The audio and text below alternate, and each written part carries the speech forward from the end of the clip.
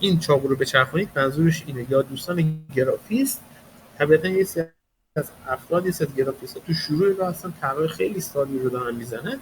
شما میتونید در مورد این صحبت بکنید که شما چقدر فرد خلاقی هستید و میتونن رو شما حساب بکنن که اون در واقع هویت بصری که به شکل میدین باعث بشه که مشتری بیشتر جذب بشه.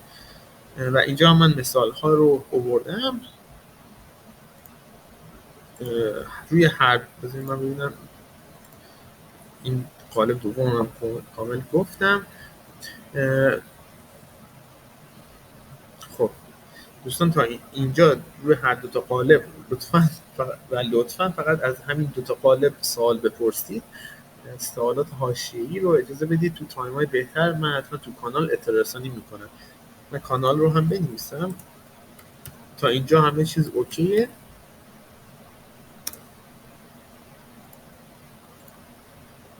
کانال تلگرام است. کدوم فرمت بهتره؟ هر دوتاش خوبه. من ببینید تو لینکدین خیلی از افراد صرفا می‌نویسن looking for job, looking for new job، نمیدونم یا چیز شبیه به این. اینا چیزایی نیستش که افراد بتونن شما پیدا بکنن. من دو تا از تقریبا 20 تا ما قالب داریم. خب از این 20 تا من دو تا رو اومدم بهتون نمایش دادم که شما میتونید از حضورتون که ازش استفاده بکنید و برای خودتون شخصی سازی بکنید. من یه سری چت ها رو ببینم. اینو تو هد لینک، تو من اینو متوجه نشدم، تو هد لینکدین بذارم. بله این مربوط به هدلاین لینکدینه. کدوم فرمت بهتره؟ طبعا هر دو تاش خوبه که آوردم و الان نمونه که من واسه برنامه‌نویسی یکم طولانی بود.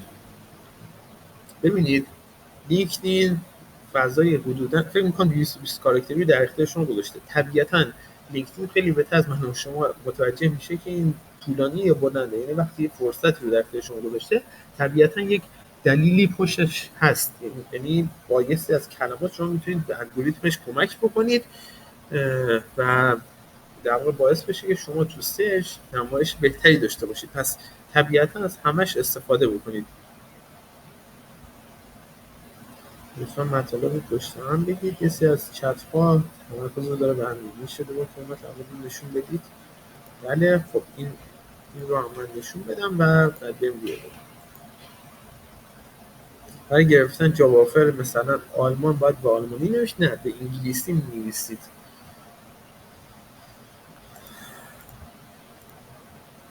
خب این بحث هدلاین بود. نکته دوم در مورد بحث پست گذاری هستش. دوستان میتونید تو چت بنویسید که چرا ما اصلا باید پست بذاریم تو لینکدین، یعنی تصورتون از کلا بحث پست گذاری چیه. اینا لطفا همه بنویسید که ببینید دلیل بقیه دوستانتون رو هم ببینید تا من بگم بحث پست گذاری با چه هدفی انجام میشه. کارفرماها ما رو بهتر بشناسن، نشون دادن تخصص، نشون دادن فعالیت، پست بذاریم که دیده بشیم. مثلا چند نفر دوستان الان موافق این موضوعن که پست بذارید پروژه بگیرید؟ شبکه سازی، آره ایشون پروسه آموزشی، ارتباط گرفتن با مخاطبین، نمونه پروژه‌های در دست انجام نشدن تخصص مهارت. خب من شاید ایجاد اعتماد، تخصص، آره احسن، ایجاد اعتماد و ایجاد علاقه. من این موضوعی که الان میخوام بهتون بگم یه موضوعیه که هم تجربه زیسته خودم هست، هم تجربه دوستانیه که توی این وبینار حضور داشتن و هم در واقع بقیه پروفایل هایی رو که باشون مصاحبه کردم دارم در موردش صحبت میکنم. پس خیالتون راحت باشه. نکته‌ای که میخوام بگم با اطمینان و با اعتماد 100% برید و پیادهش بکنید. شما نگاهتون به پست گذاری به هیچ عنوان این نباشه که پست میذارید که پروژه بگیرید. هیچ پستی به خودی خود هیچ پروژه‌ای به شما نخواهد بود. یعنی شما فکر بکنید مثلا در مورد این ماگ بیاین یه پستی رو بذارید بعد یک سری از افراد مثلا به واسطه اون پست با شما آشنا بشن، بعد پیشنهاد کاری بدن، هیچ وقت این اتفاق قرار نیستش که رخ بده. ببینید شما زمانی که پست میذارید با این هدف دارید پست میذارید که علاقه و اعتماد یه فرد دیگه رو بیشتر بکنید نسبت به خودتون. یه فردی که تا دیروز اصلا شما رو نمیشناخته قراره به واسطه اون پست شما رو ببینه و بشناسه و اون ایجاد علاقه اعتمادش شکل بگیره. این پستی رو که من از خانم حسن‌زاده تو این اسلاید گذاشتم و دوستانی بودن که تو همین دوره‌ها حضور داشتن، پستی بود که خودشون اشاره کردن، گفتن من دنبال این پیشنهاد کاری هستم. پس میخوام اینو بگم که این رو نبینید که الان مثلا خانم حسن‌زاده با یه پست مثلا 700 تا لایک گرفته، 700 تا لایکی که تو لینکدین میدونید ارزشش چقدر زیاده، شبیه ریلیز میلیونی اینستاگرام هستش این آمار ارقام. شما زمانی که در واقع دارین پستی رو میذارید با این هدف طراحی بکنید که میخواین علاقه اعتماد فرد رو ببرید بالا. پس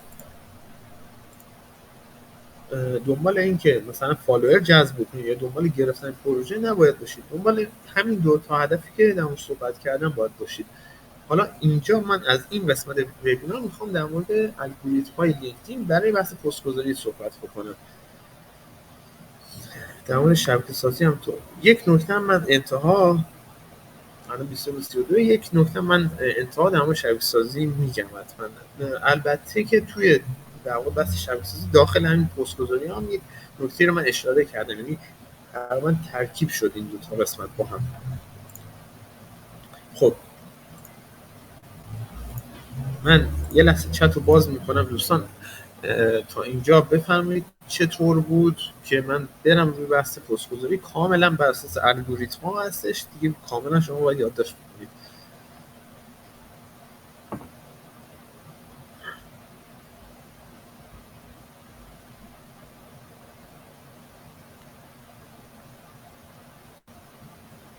خب خیلی ممنونم از دوستان.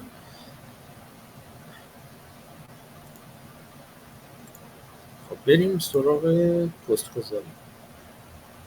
پست گذاری رو افرادی رو که تو لینکدین میبینید پست میذارن و هیچ اتفاقی براشون نمیفته به خاطر این هستش که این نکات رو رعایت نمیکنن. نکته اول برای بحث پست گذاری این هستش که شما بدونید برای کی دارید پست میذارید. دوستان تو چت می‌نویسید مشتریاتون کیا هستن، مثلا مدیران کسب و کار هستن. هر مشتری که دارین تو چت می‌نویسید مشتریای شما کیا هستن، مثلا مدیران کسب و کار هستن، مثلا منابع انسانی‌ها هستن، کیا تو در واقع دایره مشتریان شما هستن. اون افراد رو شما باید تارگت بذارید برای بحث این که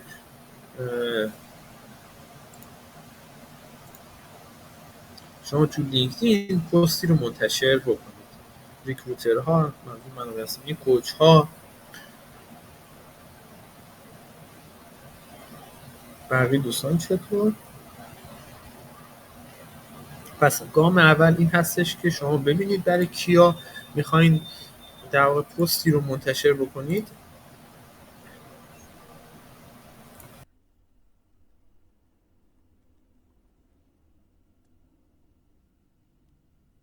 مارکترها، صاحبان برند. تو گام اول شما وقتی پیدا کردید برای کیا میخواین پست منتشر بکنید، یک نکته هم من سمت چپ عکسش رو گذاشتم، شما تو پروفایلتون برید، این برای دوستانی که تا الان لینکدین داشتید بهتون نشون میده چه افرادی جذب پروفایل شما شدن، مثلا فاوندرها، کوفاندرها، کپی رایترها. میبینید که الان مثلا فاوندرها تعداد بیشتری هستن، پس شما فاوندرها رو باید تارگت بذارید، باید هدف بذارید. خب مشتری ایدئالتون رو صدا میزنید، مثلا میشه چی؟ مدیران کسب و کار. دو، به یک نقطه درد مشکل اشاره میکنید که چی؟ که مخاطب شما بگه این کلا طراحی شده واسه من. مثلا 3 مشکلی که هر مدیر کسب و کار در طول روز بهش برمیخوره. مثلا 2 مشکلی که هر وبسایتی داره. طبیعتا اینجا تایمیه که هر فردی سایتی داشته باشه این عنوان رو ببینه. 2 مشکل بزرگ که هر سایت داره. طبیعتا وقتی فرد این عنوان رو میبینه میگه این کاملا برای من هستش و میمونه رو پست شما قبل از اینکه ببینید مشتری هاتون کی هستن بیاین پست گذاری رو انجام بدین، هیچ اتفاقی قرار نیست برای شما بیفته. و مورد بعدی هم اینه که از کلمات کلیدی که اون فرد اون مشکل رو داره ازش استفاده بکنید. مثلا مخاطب ایدئالتون نمایندگان فروشن، کلمات کلیدیش میشه چی؟ تبدیل، تولید سرنخ، قیف فروش. اینا کلمات کلیدی هستن که هر فردی اگر نماینده فروش باشه قطعا بهش برمیخوره. حالا من میتونم چی مثال بزنم برای نماینده فروش؟ مثلا 2 راه تولید سرنخ برای نمایندگان فروش. این اصلا امکان نداره یک فرد نماینده فروش باشه این پست رو باز نکنه، امکان نداره.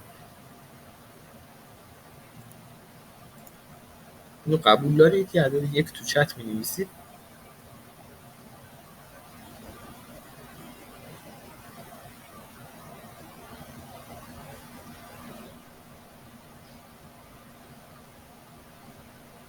دوستان من خیلی عرضم حضورتون که یک هویی من تصمیم گرفتم هر کدوم از دوستان اگر در واقع پیج رو استوری کردید، هر نکته‌ای که دوست داشتید یاد گرفتید خود پیج من رو استوری کردید. یکی از دوستان در مورد راه ارتباطی پرسیدن.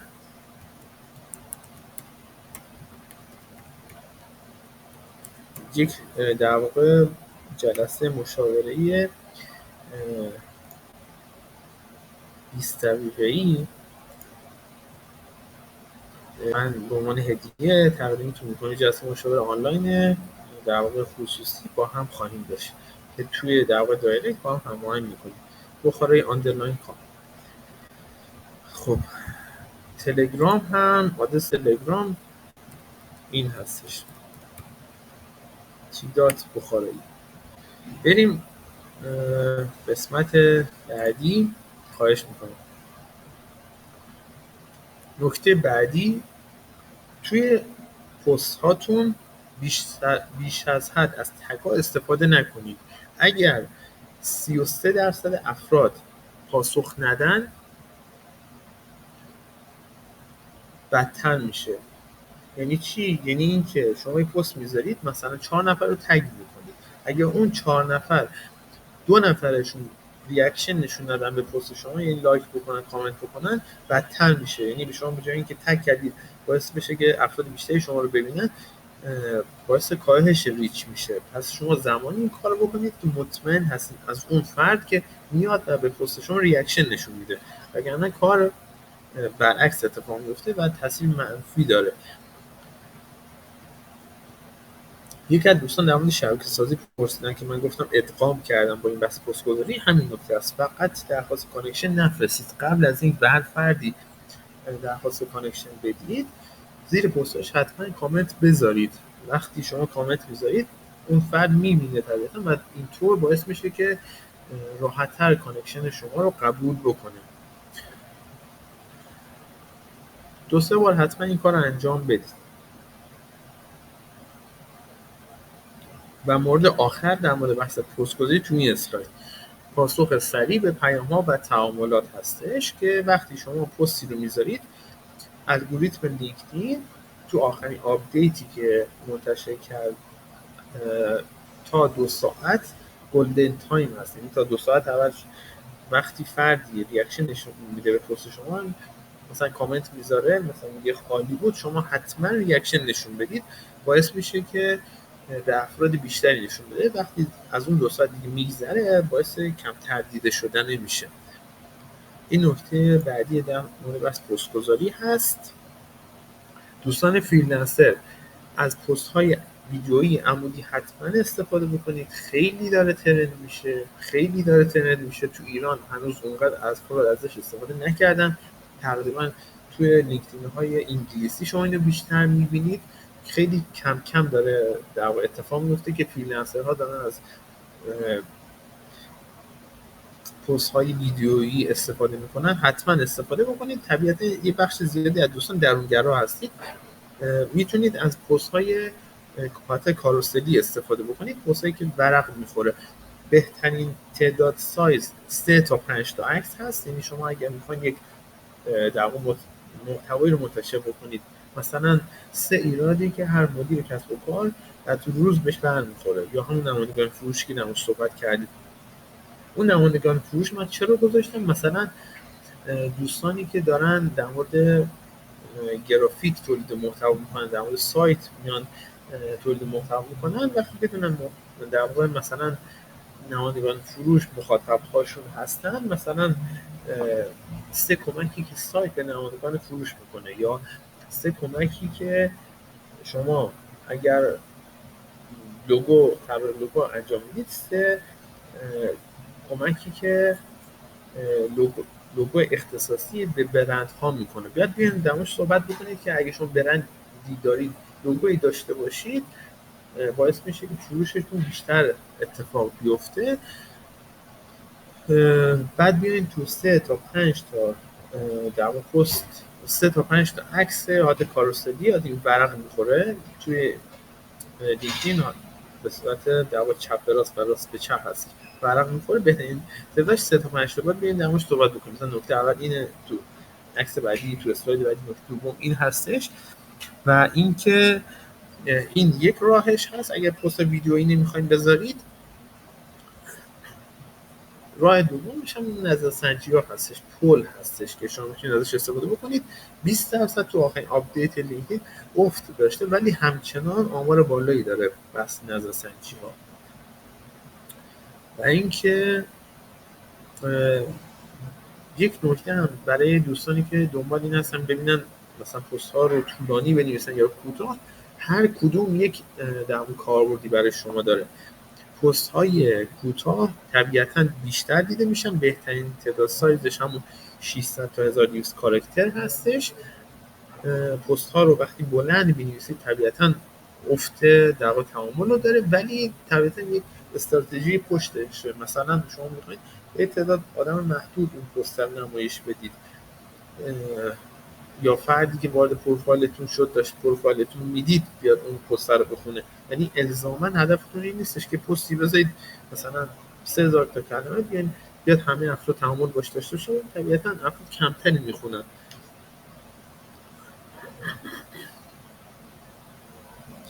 خب تا اینجا دوستان همه چیز اوکیه. تو چت می‌نویسید از 1 تا 10 هر عددی که فکر میکنید این وبینار داشته می‌نویسید تو چت یا نظرتون رو بنویسید.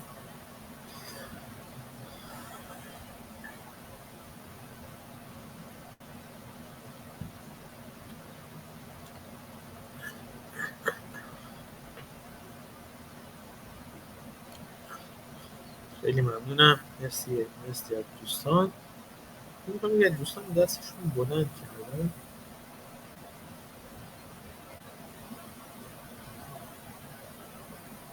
مرسی.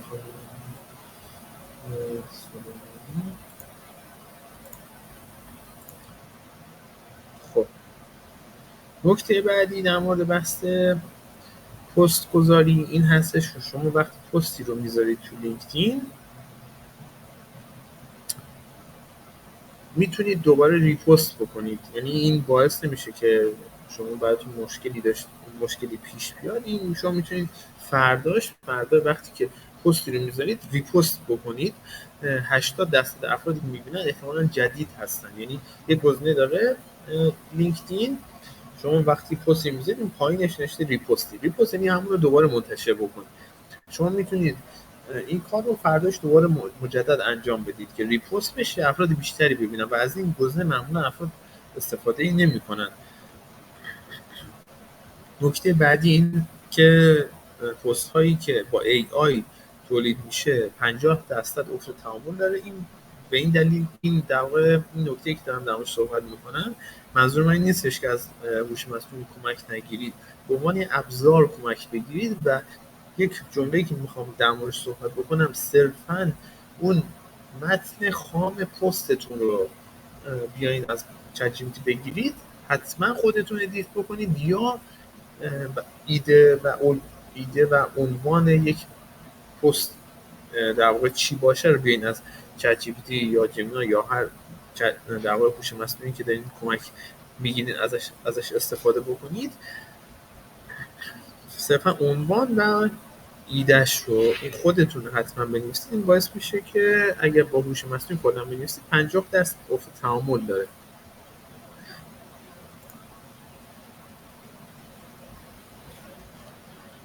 خب بهترین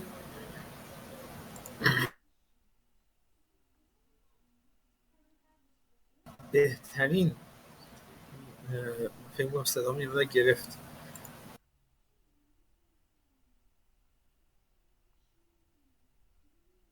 عذرخواهی میکنم.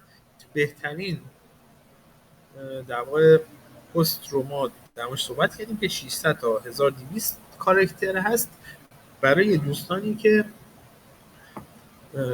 600 تا 1200 کلمه.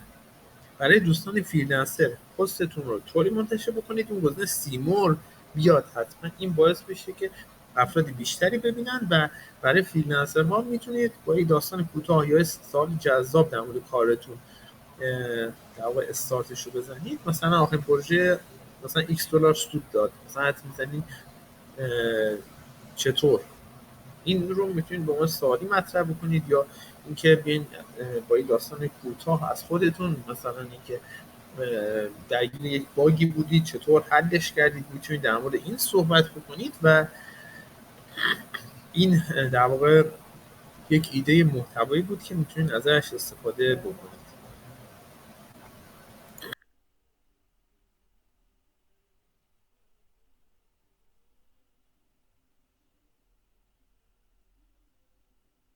مورد آخر هم در مورد بحث شبکه سازی، ما در مورد بحث پروفایل صحبت کردیم. یه نکته پروفایل بحث هدلاینه بود که 2 تا الگو دادیم. یکی بحث پست گذاری بود که در موردش صحبت کردیم 3 تا 5 تا عکس بذارید رو هر در واقع پست کاروسلیتون و قبل از اینکه پستی رو منتشر بکنید بدونید برای کی دارید منتشرش میکنید. و مورد بعدی هم در مورد این بود که حتما یک ارزش افزوده‌ای رو به اون پستتون اضافه بکنید. صرفا بیاین یک محتوی کپی شده از AI باعث نمیشه که شما در واقع پروژه‌ای رو به دست بیارید. یک ارزش افزوده‌ای رو حتما بهش اضافه بکنید. این که مثلا تجربه شخصی من از 6 ماه برنامه‌نویسی، این باعث میشه این دیگه تجربه شخصی رو طبیعتاً هوش مصنوعی نمیتونه بنویسه. خب در مورد این دوتا سوالی اگر دوستان دارید بفهمید تا نکته آخرم من در مورد شبکه‌سازی بگم و یه مقدار جلسه‌مون رو طول کشید و به اتمام برسونیم.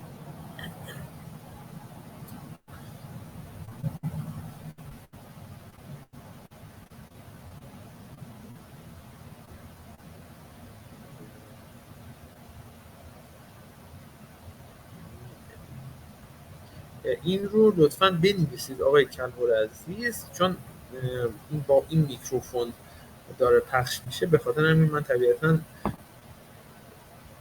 اینو بخوام این در هنسفری من بخوام وصلش بکنم کلا به هم میرزه وبینار. اینو تو چت بنویسید لطفاً.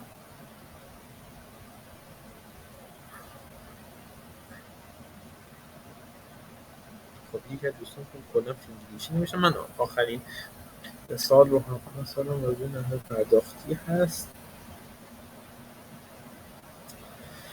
من سالم راجع به نحوه پرداختی مشتری. خب این اونقدر ارتباطی نداره آقای خانم سجادی عزیز. تو وبینار بعد من پاسخش میدم. این اجازه بدید تو همین راستا بریم جلو، چون پاسختون من مجبورم ناقص بدم. در چه زمینه‌هایی پست بذاریم پول مثلا برنامه‌نویسان من صحبت کردم. مخاطبتون رو ببینید کیا هستن، شما مخاطبتون رو بنویسید. الان مخاطب شما کیا هستن آقای لجبر بنویسید. من الان بهتون ایده پستشون میگم. سوالم اینه که اگه کلا داخل کپشن محتوا رو قرار بدیم چطور این بجایی توی کپشن ببینید کاری که یک استفاده‌ای که کپشن میتونه داشته باشید لینک قرار بدید. لینک رو شما به هیچ عنوان نباید تو داخل در واقع متن پستتون قرار بدید، باعث میشه که افت کاربر اتفاق بیفته. هیچ پلتفرمی دوست نداره کاربر کلیک بکنه بره روی یک پلتفرم دیگه. پس شما وقتی لینک رو قرار میدید و باعث میشه که در واقع کلیک بشه بره روی پلتفرم دیگه، بره روی سایت دیگه، این باعث میشه افت بازدید اتفاق میفته. شما لینک ها رو توی در واقع کامنت ها بیان بنویسید، ولی هر چیزی میخواین توضیح بدین رو بیاین در موردش تو متن پست بذارید، تجربه شخصیاتون رو کامنت کنید. باید به مشتریان بگیم که در ایران هستیم. بله دیگه طبیعتا باید بگیم.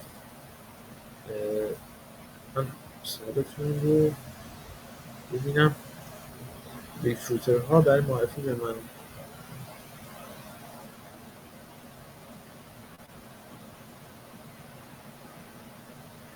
ریکروترها هدف شما اگر هست، ببینید یک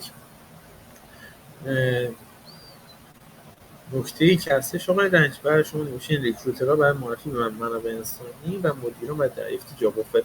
شما مخاطبتون ریکروترها نیستن، شما مخاطبتون مدیران هستن. پس شما باید برای مدیران بنویسید. مثلا مدیران شرکت‌های آلمانی، من مخاطبم مدیران شرکت آلمانی هستش. خب می‌نویسم برنامه‌نویس سایت هستم، مخاطبم این افراد هستن.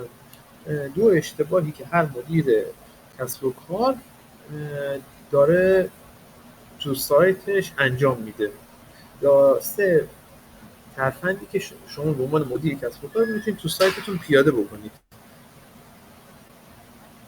اینم نکته آخر. من سوالات رو پاسخ میدم. یه دست من دوباره تارگت بزنم، من بحث شبکه سازی رو هم نکته آخرش رو بگم، بعد دیگه هر کدوم دوستان سوال داشتن من در 2 دقیقه هستم پاسخش رو بدم.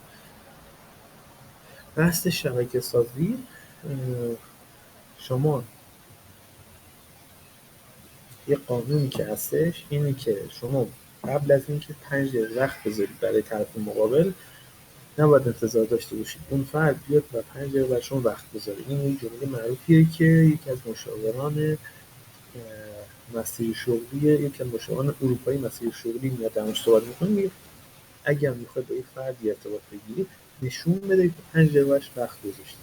شما با کامنت گذاشتن درست رو اون پست هایی که داره منتشر میکنه، قطعا در واقع کامنت شما رو میبینه و به درخواست کانکشن شما احتمال اینکه پاسخ بده خیلی بیشتر میشه. و مخصوصا زمانی که شما بیاین قسمت ادنوتش بنویسید که به چه دلیل دارید این درخواست کانکشن رو میدید. پس برای دوستانی که فریلنسری که دارید ارتباط میگیرید با ریکروترها، با مدیران کسب و کار، قطعا براش نشون بدید که براش وقت گذاشتید. 5 دقیقه در روز وقت بذارید، با 2 تا کامنت با 3 تا کامنت اونقدر زمانی ازتون نمیگیره. این کار انجام بدید، بعد برید روی بحث درخواست کانکشن. و این کاریه که خیلی از افراد نمی‌کنن و باعث میشه که خیلی از کانکشن هایی که میزنن اون فرد قبول نکنه. خب این در مورد محتوای این جلسه. من یه نکته آخر رو هم بگم، بعد میریم رو سوالات. هر کدوم از دوستان در واقع تمایل داشتن، ما یک مینی دوره‌ای رو میخوایم برگزار بکنیم کاملا رایگانه، هیچ چیزی هم پشت صحنه نیستش که مثلا در واقع بخواید هزینه‌ای رو از دوستان بگیم. یه مینی دوره رایگانی که شنبه میخوایم برگزار کنیم، بتونه یک جلسه 2 جلسه هستش برای بحث شما عملی اونجا ببینید که چطور میشه پیاده سازی اتفاق میفته.